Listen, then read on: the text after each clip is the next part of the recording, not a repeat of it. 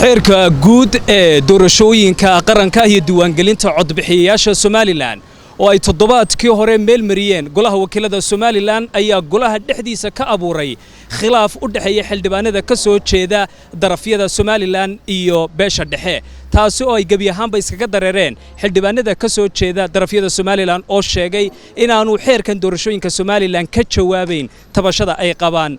gobolada ay ka soo jeedaan balse maanta golaha guurtida Somaliland ayaa meel mariyay xeerka doorashooyinka Somaliland waxaana aan kuba jirin haba yaraatee kootada haweenka iyo dadka takoorka ka tirsanaya beelaha kale ee Somaliland xildhibaan maxamed sheekh cabdiraxmaan oo kamid ah mudanayaasha golaha guurtida ee ansixiyay xeerka guud ee doorashooyinka qaranka iyo diiwaangelinta codbixiyaasha Somaliland ayaa markii ay dhamaatay codbixintu codka bariga Afrika uga warbixiyay muhiimadda uu leeyahay xeerkan ay maanta ansixiyeen waxaana uu tilmaamay tabashada saami qaybsiga ay qabaan qaar kamid ah gobolada Somaliland ay ku dhamaan karto in la helo diiwaangelin rasmi ah balse waxa uu xusay haddii la qaban waayo diiwaangelin inaan loo dabranaan karin oo hore looga soconayo si doorasho dalka uga dhacdo isagoo oo tilmaamay xeerkan aanay ku jirin kooto loo xidhay haweenka iyo dadka laga tirada badan yahay labadaba horta ma jiro koox gaar ah oo sharcigu gaar u siinay ama qabyaalad gaar u siinay in wax u jaro ma jirto reer gaar ah oo wax siinaya ma jiro laakiin nidaamku wuxuu leeyahay qof waliba wuxuu xaq u leeyahay dastuurkan wuxuu leeyahay in la doorto waxna uu doorto marka waxa weeyaan danuhu qofku ma aha inuu qabyaalad xitaa wax ku doorto inaga nidaamka aynu ku qaldanay waxa weeyaan waxaanu rabnaa wax walba inaynu qabyaalad ku doorano anu waxaan aaminsanahay wax aad qabyaalad ku doonayso wax dhaama midaan adiga reerkaaga ahayn oo wax aad doonayso iyo dantaada kula arkaya inaad doorato taasa ka muhiimsan oo doorashooyinkeenu inay noqdaan inay qabyaalad noqdaan ma hay inay degmo noqdaan oo degmadu ku tartamaan xildhibaanada iska soo tartamaya qof waliba aanu qabiilkiisu dooranay la bedelo oo nidaamkeenu bedelo marka nidaamka dimuqraadiga baynu u guureynaa meel la waynu ka dhaqaaqaynaa hore aynu ku soo caanamalay adeegeeda iyo dhibteeda leedahay marka wixii dastuurku xeerkani wuxuu salka ku hayaa intii dastuurku ogolaa in lagu shaqeeyo qodobka labaad ee doonaya inaan cadeeyo waxa weeye haweenku waxay ka mid yihiin bulshada reer Somaliland shariicada islaamkuna meel bay gaadhsiisay dastuurka qarankuna waajibaad iyo xuquuq u siiyay meel la kaga jirto dumarku isma soo sharixi karaan ismana dooran karaan lamana dooran karo meel ay ku jirtaa ma jirto marka wixii shariicadu islaamku siisayna waa waajibaadkeedii bay tahay wixii dastuurku siiyayna maanta xaq bay u leeyihiin inay tartamaan in la doorto inay wax doortaan intaba waa wax jira weey marka intaynu bislaanayno wadamada nimika laga sheekeeyay qolooyinkan dabada ka riixay had iyo jeer wadamadooda kama shaqeysa taasi haddaba madaxweynaha Somaliland mudane Muuse Biixi Cabdi ayaa marar badan ka hadlay arrimaha kootada haweenka iyo beelaha laga tirada badan yahay waxaana ugu dambeysay shirweynihii afraad ee xisbiga kulmiye waxaanu ka soo horjeestay go'aankii golaha wakiiladu ku laalay kootada haweenka iyo beelaha la haybsooco sanadkii 18 Maarso aakhirkiisa maskaxda furaadiisii waxaan u gudbinay golaha wakiilada kooto inay dumarku qayb galaan golayaasha dhawaaq badan oo bulshada kaga yimid saankuba ya culays badan oo dad badan kaga yimid kootada waa laga saaray iyaga iyo qolada beelaha la haybsoocada anigu waxaan leeyahay taas sax ma yahay waayo dumarku inay talada wax ku yeeshaan oo ragga la taliyaan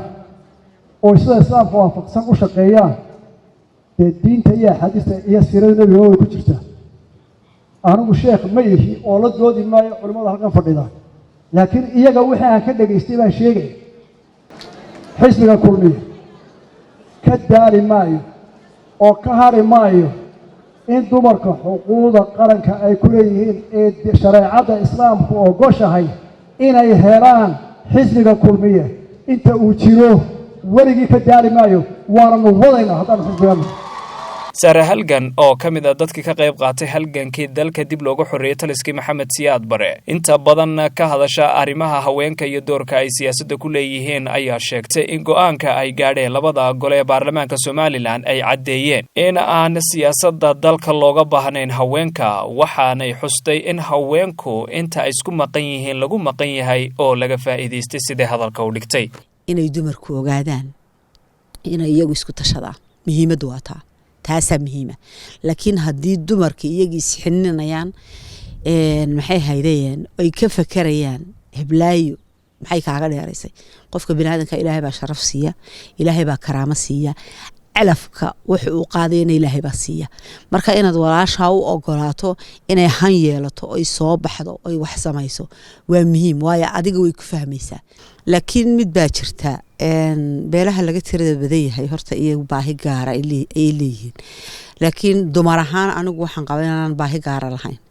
dumarkii anaga dhibteedu waxa weyn intaan anagu isku maqnayn bana lagu maqan yahay waxaad shalay toolo oo kale markaa daawanaysa anu xisbi kuma jiro laakiin haddana dee qarankan xil baa naga saaran shalay toolo markii loo codeynayay xisbiga kulmiye dadka inta ugu badan ee joogtay dumar bay ahayd inta loo codeynayana rag bay ahayd marka waxay u baahan tahay in meel fog laga soo dhiso xisbiyadan laftigoodu ay ogolaadaan dumarkan la joogay quruxda badan ee unsiga soo shitay bacweynaha soo xidhay makeup-ka soo marsaday iyagu shaadhiyo su'aal kaliya ku soo dhacaan kharash ku galay inay xaqooda siiyaan baa loo baahan yahay waayo quruxdan meesha taagani iskama taagna hanbay leedahay waxbay doonaysaa guurtidan iyo maxay hayday iyo golahan wakiiladuna dee horta golaha wakiilada isagaaba qayr sharci ku fadhiya oo qayru sharci maxay hayday mushahar ku qaata oo qayru sharci wax ku sharciyeeya isagii baan sharciba ku fadhiinoo intii yarayd ee dalkan iyo dadkan lagu dhisi lahaa ee cashuurtii yaraydna laga qaadayay iyagaaba dib loogu fangareeya laakiin mid unba aniga maxay hayday shaki igaga jira nimankaasi waxay ahaayeen mooshin quutayaal bay ahaayeen ma laga yaabaa wixii laga siin jiray berigii hore mashruucyada lagu marin jiray ee lacagtii la bixin jiray inay waayeen gudoomiyihii hore xuquuqul insaanka ahaana murashax 2 jeer u tartamay doorashooyinkii golayaasha deegaanka iyo wakiilada 2002-2005 mudane xasan sheekh aw cali kana mid ah waxgaradka beelaha laga tirada badan yahay Somaliland ayaa dul istaagay caqabadaha iyo duruufaha hortaagan aanu ogolaanayn in si xor iyo xalaal ah isku soo sharaxaan beeshani isla markaasna ay cod ugu soo baxaan kulay anigu waxaan kamid ahaa raggii kootada u ololeynayay waayo 2 jeer ayaan han yeeshay isku dayay inaan golaha deegaanka iyo wakiilada ku soo baxo waxyaabo waaqiciya oo aanay bulshadan u soo bixi karin ayaa jiro oo imikana aanay u soo bixi karin haddii Ilaahay yiraahdo waxa kamid ah koow deegaana gaar ah malaha beelahan ay ku urursan yihiin degmo iyo tuulo iyo degmo midna malaha tijaar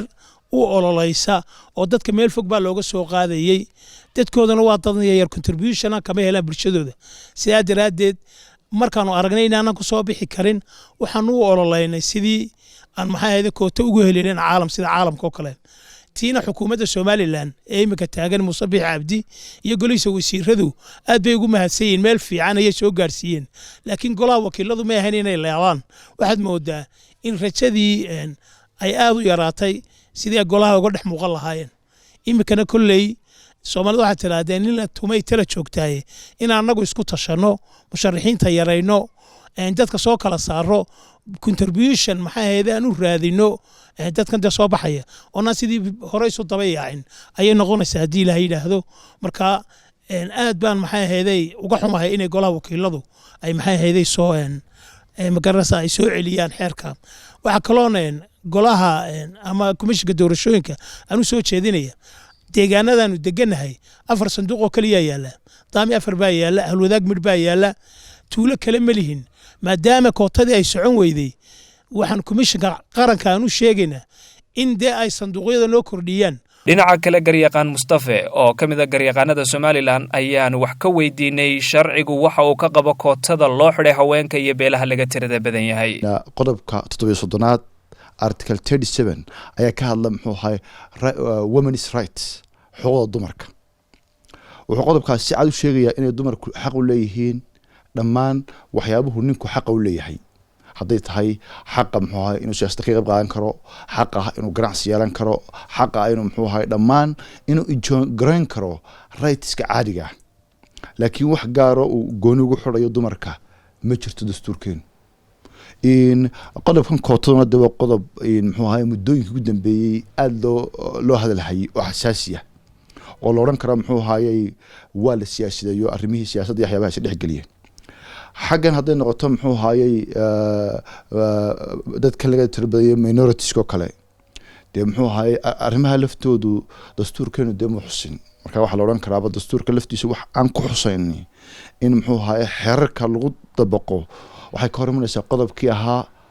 wax kastoo muxuu ahaayey xeer kastoo ka hor imanaya dastuurku oo waxba kama jiraan qodobkaasay ka hor iman kartaa haddaba madaxweynaha Somaliland ayaa uu hor yaala xeerkani waxa uu ka qabto iyo waxa uu ka bedelo labadaba xamse xayd wararka laanta afka Soomaaliga CBA TV Hargeysa